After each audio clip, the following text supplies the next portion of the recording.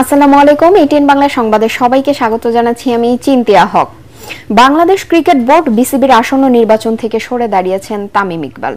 সকাল 10:15টার দিকে মিরপুর শেরেবাংলা ক্রিকেট স্টেডিয়ামে এসে মনোনয়নপত্র প্রত্যাহার করে নেন জাতীয় দলের সাবেক এই অধিনায়ক। বিসিবি নির্বাচনে ভোট গ্রহণ হবে 6 অক্টোবর। তার আগে মনোনয়ন প্রত্যাহারের শেষ তারিখ আজ দুপুর 12টা পর্যন্ত। মনোনয়ন প্রত্যাহারের শেষ দিনেই তামিম সরে দাঁড়ালেন।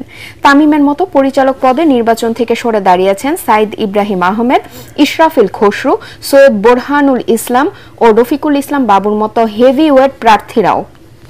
দুপুর 2টায় চূড়ান্ত তালিকা প্রকাশ করা হবে।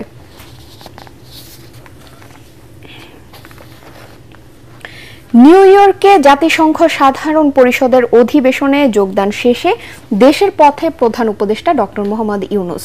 স্থানীয় সময় রাত 11:10 ঢাকার উদ্দেশ্যে নিউ ইয়র্ক ছেড়েছেন তিনি। প্রধান উপদেষ্টাকে বিদায় জানাতে জন এফ কেনেডি আন্তর্জাতিক বিমানবন্দরে উপস্থিত ছিলেন জাতিসংঘে বাংলাদেশি স্থায়ী প্রতিনিধি সালাউদ্দিন নোমান চৌধুরী ও যুক্তরাষ্ট্রে বাংলাদেশের রাষ্ট্রদূত তারেক আরিফুল ইসলাম।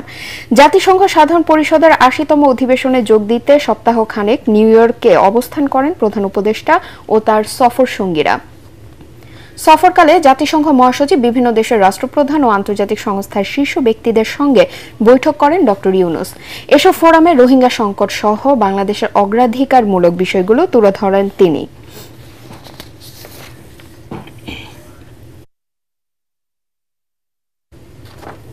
সড়ক অবরোধ কর্মসূচি আগামী 5 অক্টোবর পর্যন্ত স্থগিত করায় ধীরে ধীরে স্বাভাবিক অবস্থায় ফিরছে খাগড়াছড়ি।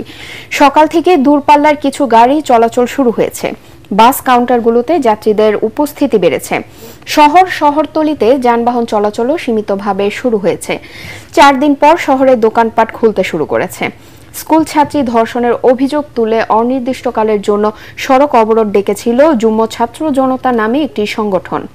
গতরাতে সংগঠনটির ফেসবুক পেজে জানানো হয়, শারদীয় দুর্গোৎসব প্রতি সম্মান জানিয়ে এবং প্রশাসনের দাবি বাস্তবায়নের আশ্বাসের ভিত্তিতে অবরোধ প্রত্যাহারের সিদ্ধান্ত নেওয়া হয়েছে।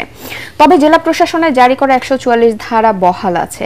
অবশ্য অবরোধে স্থগিত হলেও এখনো জনমনে আতঙ্ক রয়েছে।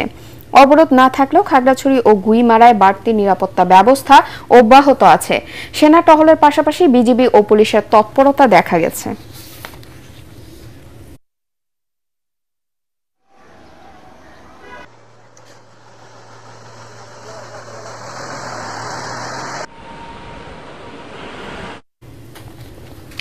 আজ মহানবমী, দুর্গাদেবীর বিদায় ঘণ্টা শুরু।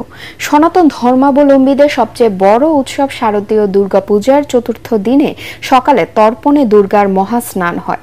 ষোড়শ উপচারে পূজা করছেন ভক্তরা। সন্ধ্যায় দেবী দুর্গার মহা আরতি হবে। মহানবমীতে বলিদান ও নবমী হোমের রীতি রয়েছে। এদিন 108টি নীল পদ্মে পূজা হবে দেবী দুর্গার। পূজা শেষে অঞ্জলি নিবেদন ও প্রসাদ বিতরণ করা হবে। নবমী তিথি শুরু হয়েছে সন্ধি পূজা দিয়ে। সন্ধি পূজা হয় অষ্টমী তিথির শেষ 24 মিনিট ও নবমীর সূচনার প্রথম 24 মিনিট জুড়ে। মহানবমীর সকল আনুষ্ঠানিকতা শেষে কাল দশমীতে কৈলাসে অর্থাৎ স্বামীর বাড়ি ফিরে যাবে দেবী দুর্গা। দেয়া হবে বিসর্জন। দুর্গাপূজা উপলক্ষে আজ থেকে দুদিনের সরকারি ছুটি শুরু হয়েছে।